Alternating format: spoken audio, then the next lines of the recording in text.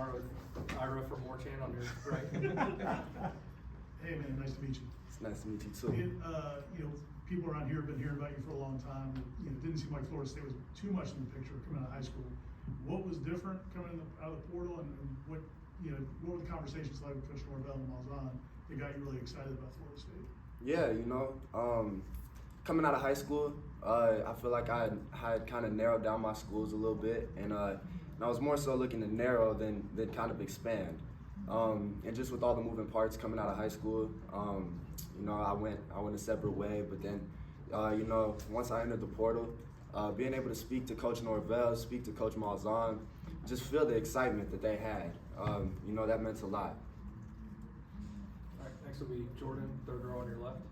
Hey Duce, after you committed, you posted a picture of you in an FSU jersey as a child. What was your relationship like with Florida State growing up, and do you have any cool memories, as a fan, as a young guy? Yeah, Florida State's always been a very special place to me. Growing up, my pops went to Florida State, my mom went to Florida. That was always a fun rivalry. Me and all my brothers were Florida State fans, so my mom got the short end of the stick with that.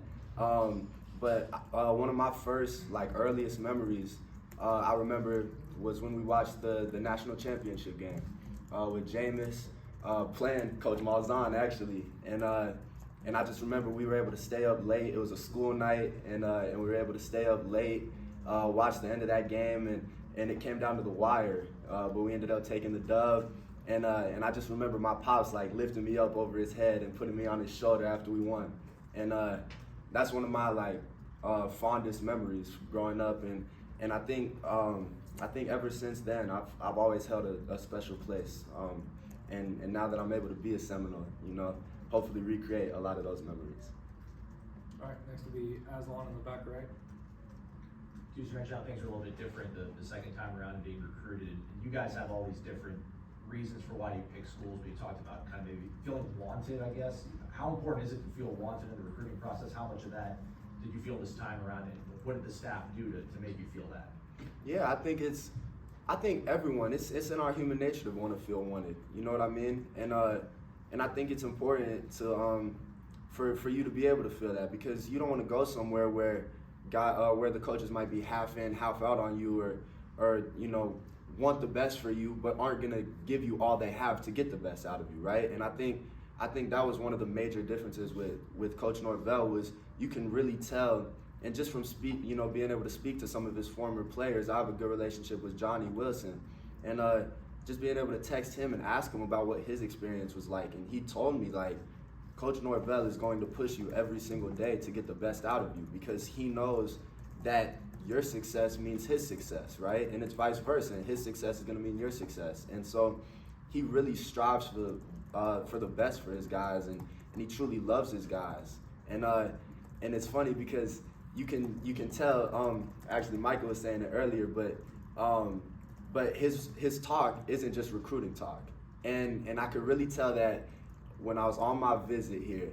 We went over to his house. We did just to hang out with him and his family.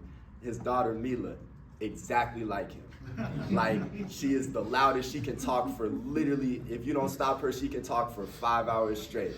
And you can tell she gets that from Coach Norvell, right? She's just super positive, super energetic all the time. And that's someone I want to play for. That's someone I want to be around. That's someone I want to be coached by. So it meant a lot. All right, we'll go back to Ira. You're right. 2 questions. Can your pop still lift you over his head? Shoot. I think he's in pretty good shape. I'm not sure if he's got that in the bag anymore, though. I'm not gonna lie.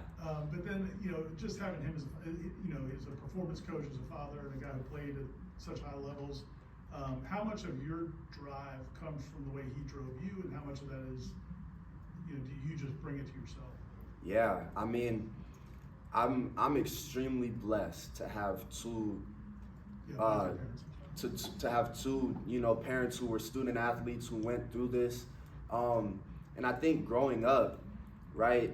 So he played football and baseball here too, right? And I think just growing up, I saw him, or I heard stories about him and what he did. And when you're little, you don't want to hear anything about how great your father was, because in your mind, he's just an old man, right?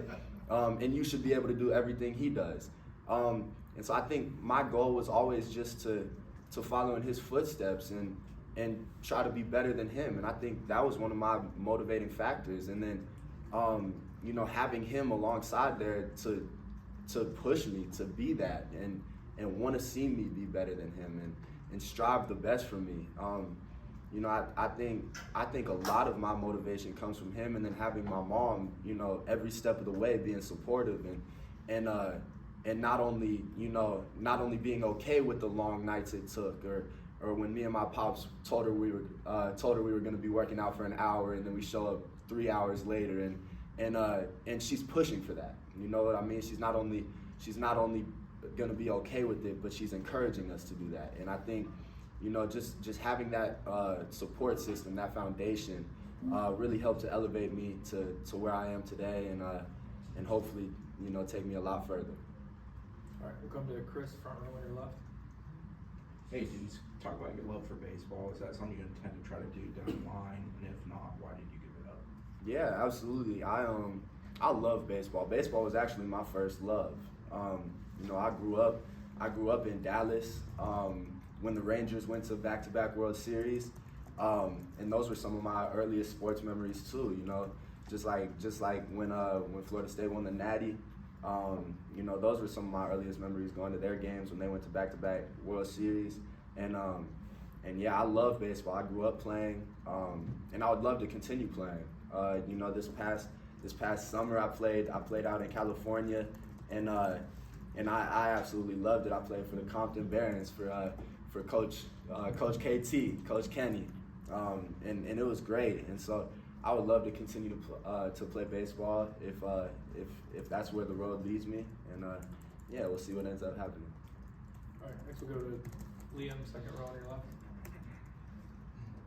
Can you kind of explain your relationship with Tommy Castellanos? We talked to him earlier, and he was very complimentary. You guys have kind of hit it off since coming here. Just your relationship with him and some of the guys in that wide receiver room. Absolutely. Tommy's incredible. Like, Tommy is my person day in and day out. He's one of the reasons I came here. When I came on my visit here, he was here as well. He made sure he was here and able to show me around and just be with me, you know, every step of the way.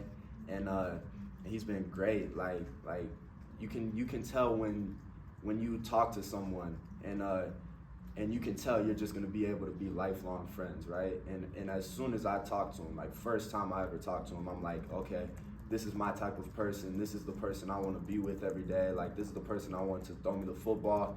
But then, you know, more than just being on the field, like we do everything together. We go eat together. We go play basketball together. We go, like, it's really like a brotherhood. It's not just on the field. It's off the field. We live across the hall from each other. Like, whenever I want to go to his house, I just walk across the hall. He leaves his door unlocked. Whenever he wants to come to my house, you know, he knows my door is always unlocked for him. So it's really been great, and I'm super excited to continue to build that relationship on the field as well. All right, we'll stay there for Peter. Hey, Duce, two-part question. One is how much do you embrace of being labeled a legacy player, or how much you try to like move past that and just be your own individual? And also, you were just mentioning about growing up watching that national championship game. Do you have like a favorite player that you enjoy watching growing up as an FSU fan? Any particular players? Yeah, so I'll start with that second question. Kelvin Benjamin. I absolutely loved Kelvin Benjamin. He was a big receiver too, and he was electric in college. And so, you know, just I think that's one of the reasons I wanted to be a receiver in the first place. And I tried to, you know, model my game because I knew I was going to be big from the time I was very young. But just watching him, you know, go to work every week, it was really cool. And then in terms of the legacy, I think it's awesome, and I want to embrace that, right? To be able to, you know, be Dominic Robinson's son, and you know, when I came on my visit, it was his first time being back in Tallahassee for like 10 years or something, and it was just really cool to have him see him be back at his home. You know what I mean? Like, see him come back to Tallahassee, and he knew all the places and he knew all the streets, and he's telling me and my mom, oh, this is where I was when I did this is where I was when I did that. Like, that's super cool. But then I think it's also important for me to try to carve out my own legacy. You know what I mean? Like, I think it's really cool to be Dominic Robinson's son, but I'm also trying to be Duce Robinson. You know, I don't want to just be, and I think that's really important, and I'm really excited for the opportunity to be able to do that this season and try to build my own name. All right, next will be Kurt, front row on your right. We can obviously see your size. I guess, how would you describe your skill set, the strengths of your game as a receiver? Yeah, I think obviously my number one attribute is my size, right? Like, there's no denying that. But I think my athleticism with my size. You know, I've always taken pride in being athletic just in general, right? Like, I don't want to even be a guy that says that people will say, like, oh, he's athletic for his size. Like, no, I don't want to be athletic for my size. I just want to be athletic in general, right? Like, I think I want to push the narrative that big guys are able to move too. You know, I was labeled a tight end coming out of high school, but I want to be a receiver, right? Just because I'm big doesn't necessarily mean I need to be a tight end. No disrespect to tight ends whatsoever. I absolutely love my tight ends, and if they told me to be a tight end right now, I'll go and I'll work. But no, like, I think it's just really important, and I take pride in my athleticism, and yeah. All right, we'll go to Matt, third row on your right. What's up, Duce? Nice to meet you. Nice to meet you as well. We talked a lot about that 2013 national championship game. Now that you know you're going to be a Gus Malzahn's offense, have you watched it looking more at Auburn and looking more at like what you could be in that? Yeah, I mean, it's really fun going back and watching some of Coach Malzahn's offenses. You know, so it's crazy. The first time Coach Malzahn and Coach Norvell were together was they had like I think it was a 5,000-yard quarterback. Then they had, 3 receivers over 1,000 yards and 2 running backs over 1,000 or something. Like, that's unheard of, right? And with all the skill and the talent we have in this offense, I don't see any reason why we wouldn't be able to do something like that too. And I'm really excited to, you know, be able to truly get to work with the guys. Like, I'm in the weight room with them every day. I'm throwing with them, but we're on air, and I'm really excited to get, you know, into the spring, get into true football, and get to work with these guys to see what we've got. All right, we're gonna go 2 more. Next will be Aslan in the back right. I don't want to compare Tommy to Caleb Willie, but playing with Caleb, just his ability to extend plays, does that give you some sort of level of experience or comfortability working with a guy like Tommy, who's probably going to extend plays and do things off schedule?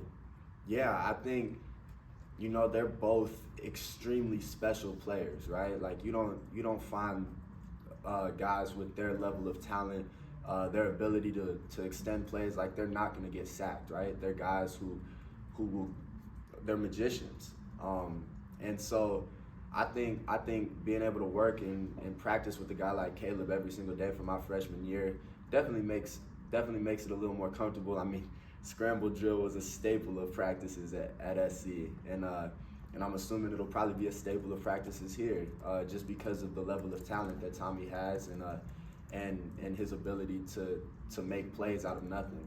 And so yeah, I think it offers a very exciting and unique possibility for a lot of, like, unknown yards, and I'm really excited to see what's gonna happen. All right, we'll end with Ira, second row on your right. Sorry, we'll end with Corey, second row on your right. I just assumed when you rose your hand it was for you, but I forgot that it's. What War Chant's own Dominic Robinson, how much different was he this time around in maybe giving you advice, maybe pushing you in a different direction than he was out of high school? Was it the same dad? Did he have different advice for you coming out of high school than he did after 2 years at USC? And then second, 2-part real quick. what are you better at now? What do you think you'll be better at now or in August than you were this time last year? Like what do you think you'll still improve on, and how much better can you be? Yeah, I'll start with that first question. So, like I said, I've been extremely fortunate to be blessed with two parents who have gone through the recruiting process before, and then they've gone through the recruiting process with me in high school, you know. And out of high school, I think both times were actually pretty similar. The only thing was this time I didn't, like, I was trying to be done with my recruiting process, right? But it all comes down to they just want me to be happy. Like their biggest thing for me is just pushing for me to find the place where I'm going to walk off the field with a smile on my face every day, and every Saturday I'm gonna come hug my mom and I'm gonna be grinning ear to ear, right? And they just want me to find the place that will most accurately represent that. So they're excuse me. They're gonna do everything in their power, do their due diligence, talk to anyone they need to talk to, and get all the information they needed to help us make that right decision. And it just so happened that Florida State was that place for us, which is really cool because my pops did go here. And in terms of, you know, what I think I'll improve on this off season, I think my main focus is to become as technically sound as possible. Like I think I've shown that I have natural ability, and I think I've shown that I've, you know, been a very I've had pretty good technique, but I think if like one of my goals this offseason is to really hone in on that technique and become as technically sound, as fundamentally sound of a receiver as I can possibly be. And hopefully, you know, come August when we walk out there, you'll see a really good, really polished receiver. All right, thanks, Duce. Thank you.